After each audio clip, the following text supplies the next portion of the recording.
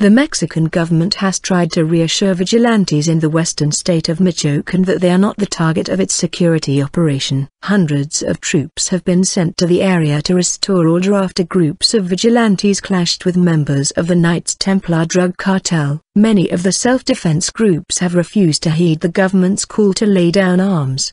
The Interior Minister said they're not our target. The criminals are. Minister Miguel Angel Osorio Chong said he wanted to convince the vigilantes that we are going to do our job. He said that the security forces have identified the 3 top leaders of the Knights Templar cartel and were hunting them down. 2 alleged members of the cartel were arrested on Wednesday, but the self-defense groups dismissed them as minor players. Vigilante offensive. About 2,000 members of the security forces were deployed to Michoacan on Monday after the self-defense groups launched an offensive to drive out the Knights Templar from the area. The vigilantes accuse the government of not doing enough to protect locals from the extortion and violence carried out by the pseudo-religious drug gang. One of the vigilante leaders, Stanislao Beltran, said his men were not ready to disarm yet but would cooperate with the security forces. We will find a way to step by step lay down our arms, but the main objective of the self-defense group is to clean the state of organized crime, in particular the Knights Templar,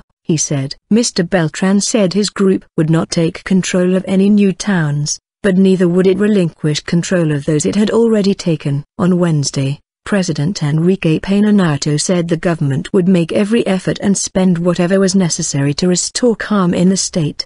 He also named Alfredo Castillo to the new post of Commissioner for Peace in Michoacan. Despite the large security presence in the state, Wednesday saw further violent incidents. In Apatzingan, the stronghold of the Knights Templar, a pharmacy was set alight, and in Las Delicias a bridge was damaged. There are conflicting reports as to how many people have so far died in clashes between the security forces and vigilantes. In the town of Antunes, 4 people, including an 11-year-old girl, have reportedly been killed, but officials say they have only been able to confirm 1 death. The National Commission of Human Rights has launched an investigation.